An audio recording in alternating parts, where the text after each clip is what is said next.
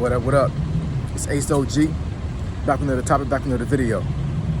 So the title of this video is going to be why rich people don't help poor people. So admin notes, thanks again to all subscribe to the channel. I endeavor to keep pushing the video out. Give you leverage, you better yourselves. So let's get into it. So why do I say that, or why is it that rich people don't help poor people? So there's a couple of reasons. But I'm gonna give some of the reasons why I believe why rich people don't help poor people. And this is not all rich people, because you have a lot of rich folks that are philanthropists, meaning that they actually give money to charities, and they give money out to organizations and stuff to help them out, because they understand that some organizations and some facilities need the help. And because they have the money and they have the resources, and it's not going to hurt their pockets, they give the money away. For multi-rich, mega-rich folks like Elon Musk, who is it? Elon Musk, Jeff Bezos, and some of these other folks. Like, they are constantly giving out to charity, because, like, can you really spend all this money in one lifetime? No. And this is how rich some of these folks are. But folks that I would say that's not necessarily rich, but folks that are well off, meaning they're making multiple six figures a year. They have investments. They may have a household where it's two people that work in, and they're putting their money together, and they're building legacy. They're building a lot of financial security for themselves. A lot of folks that are in that space don't like to help poor people. And the reason being, one of the main reasons is because a lot of poor people have a mindset where they're going to stay poor. And it's like, it doesn't matter how much money you give them, it doesn't matter how much money they borrow from you, they're going to always keep asking for more, over and over and over again. And I've ran into this a lot of times in my journey as far as trying to build wealth, trying to build legacy for my family and for myself as well. Now, I'm not going to sit here and say that I'm rich, because I'm not going to say that at all, because I'm not rich by any means.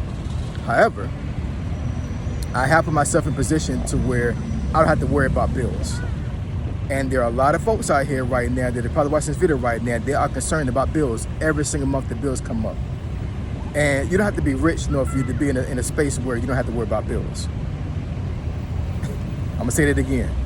You don't have to be rich, nor for you to be in a position to where you don't have to worry about bills. It's all about money management.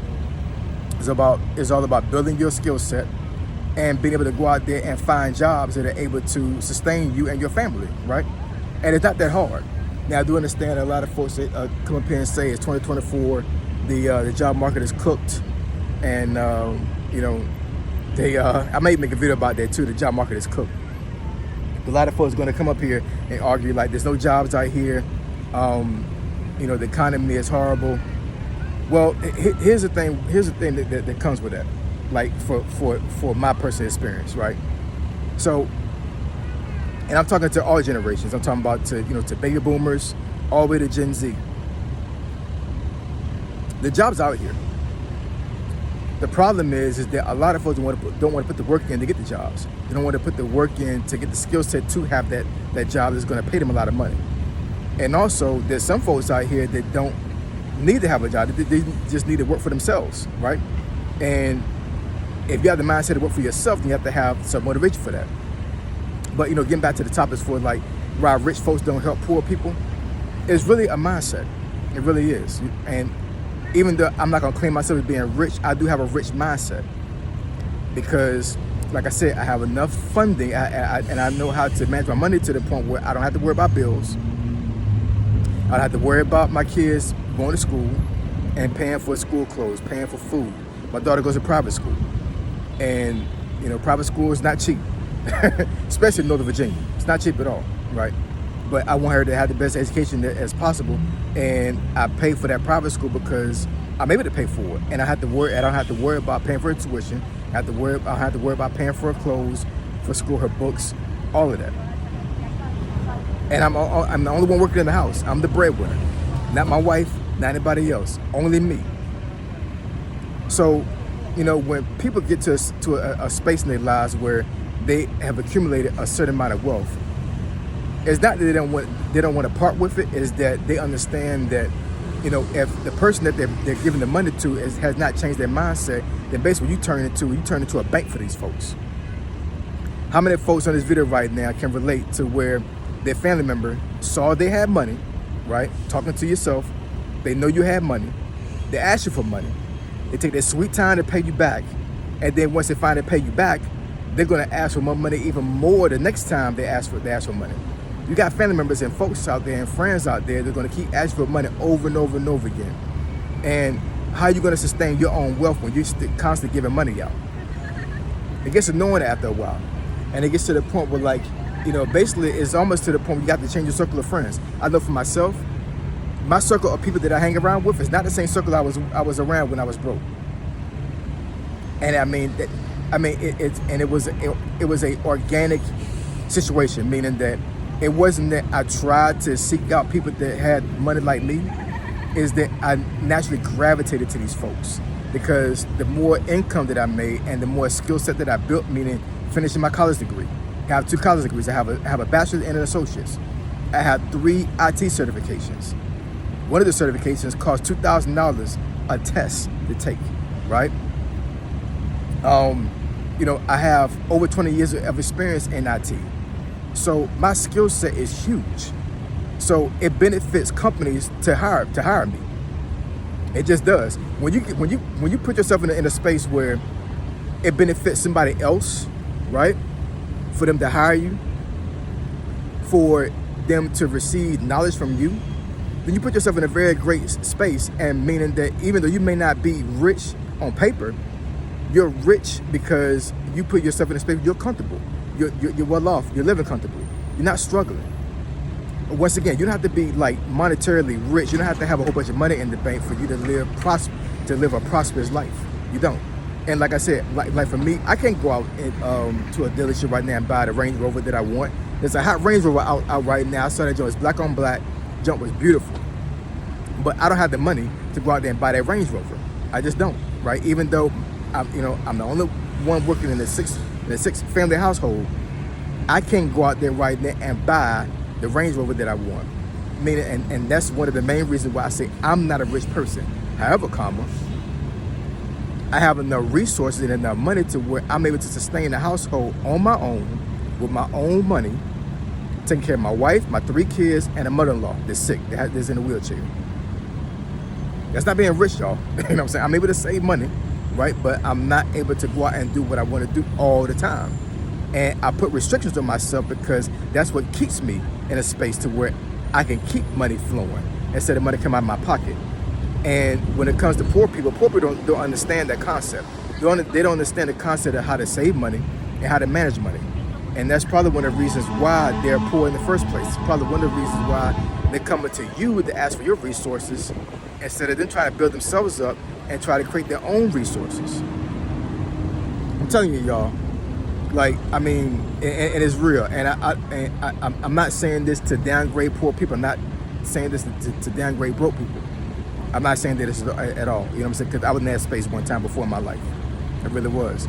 And, you know, God could put me back in that situation as well at any given time. So I'm always humble for what God has done for me. I'm always humble for what people have done for me. Because I didn't attain this status on my own. I had help. I really did. Whether it be mentors, whether it be family members, friends, all these things. Like, I'm not a product of my own doing, right? I actually, you know, I had the motivation to be better, but I had help along the way. I really did.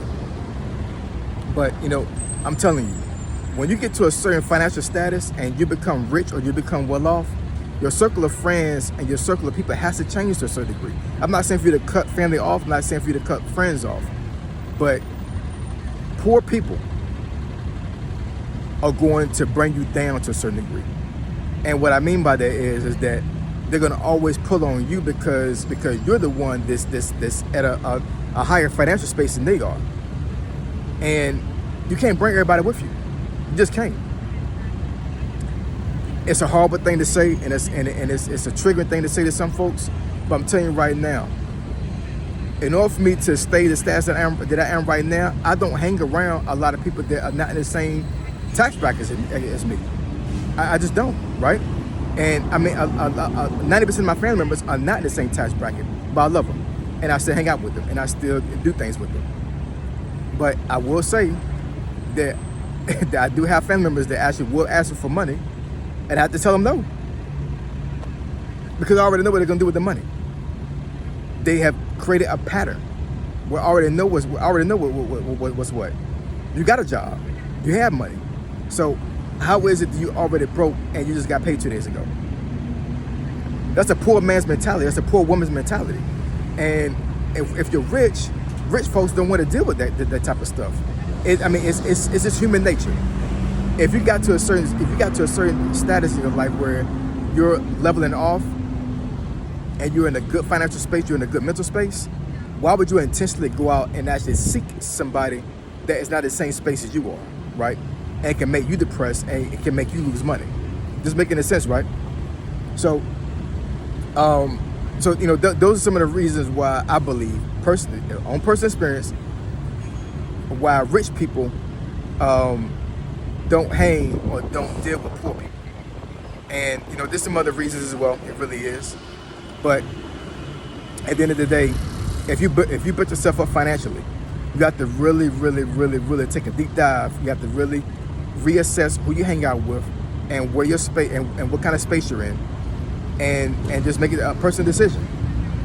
What you're gonna do about it, right?